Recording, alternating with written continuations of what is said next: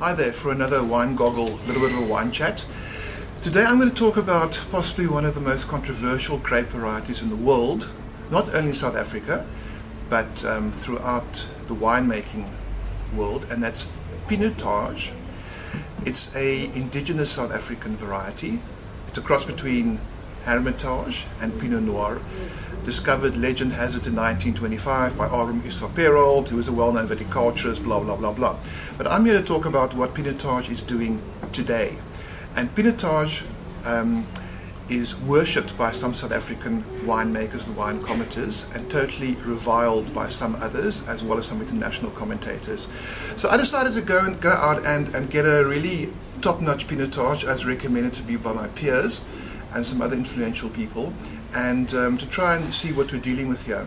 Now, I went to Kanonkop, the eponymous South African wine producer based outside Stellenbosch, possibly South Africa's finest red wine variety, red wine farm, known for varieties such as Cabernet, as well as the Merlot Cabernet Franc puts in the Pulsar blend. Kanonkop, pioneering Pinotage producer, and I went and had a look at the 209 vintage, which legend has it is one of South Africa's finest vintages to date, closely following on the heels of the great 1974. So I went out there, I said, listen guys, I'm buying a bottle from you. Yes, we do buy. I'm buying a bottle from you, and I'm going to showcase this as what Pinotage can do. And the guy says, well, if this can't show the world what Pinotage can do, better try something else. In any event, the wine is, on the nose, it is a magnificent wine. You know, I think the problem with Pinotage is that we try and put into too many borders. We try and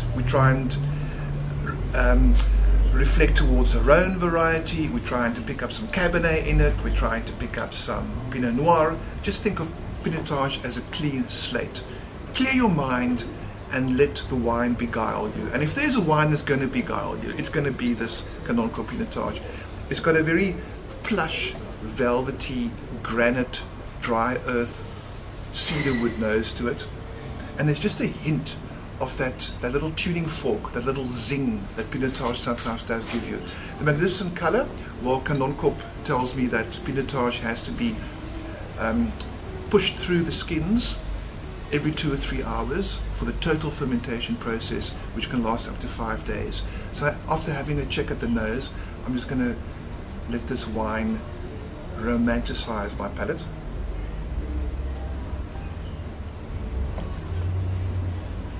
You know, as I stated, one has to approach Pinotage, good Pinotage, with an open slate. There's a lot of truly elegant Burgundian Pinot Noir notes to it, but Burgundian Pinot Noir notes, had they been on steroids, had they been fired by a turbo boost engine, had they been covered by a black velvet cloak. This is powerful stuff. And with those elements of earth, mushroom, soil, clean water, crisp air, I'm picking up a sunny note that one can only thank the Hermitage heritage for. You know, Hermitage, the southern France workhorse. I think it all comes together in one fine unit. And the most intriguing thing about this wine is really the velvet, romantic, deep palate feel, and the length. It just goes on and on and on. I can't tell you what a great wine this is.